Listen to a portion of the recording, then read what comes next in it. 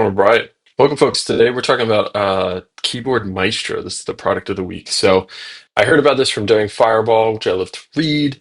And basically, this is an automation software for your Mac that does basically anything you want, as far as I can tell. It seems like what shortcuts should have been on Apple. And I'm going to do a little bit compare and contrast with the Raycast setup I have because I think they're similar, but I think this one might be a little bit better if just a little bit more complicated. So first, let's take a look at what it looks like. I'm just going to run through the tutorial really quick. Um, so basically, there's all these. Everything is organized as like macros, and each macro has like a trigger that sets it off. We're doing a hotkey. They want F6 for this, which makes sense because you just have a random one. Apparently you can trigger by a script, which I don't understand. Wow, you can trigger it via web server. That's pretty wild. But then there's tons of actions, which is kind of overwhelming.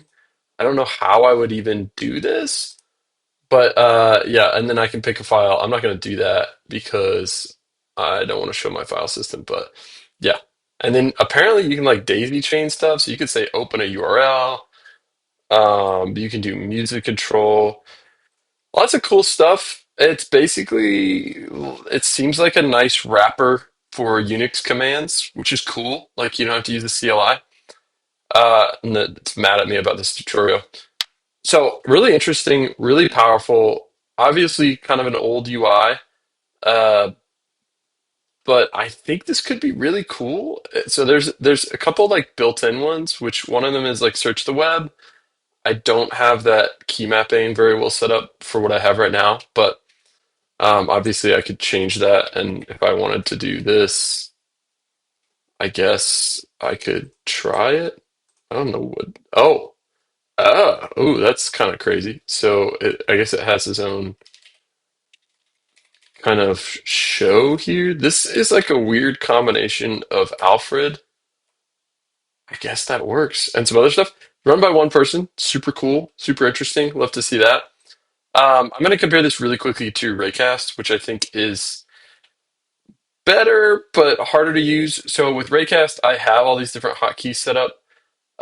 So like if I want to show emojis, I can just pop up there, and that's just using a key mapping that I have set up on my keyboard, which is kind of like this. So from what I can tell, Raycast does this. And is really easy to do for single hotkeys, which I really prefer as long as there's an extension built for it.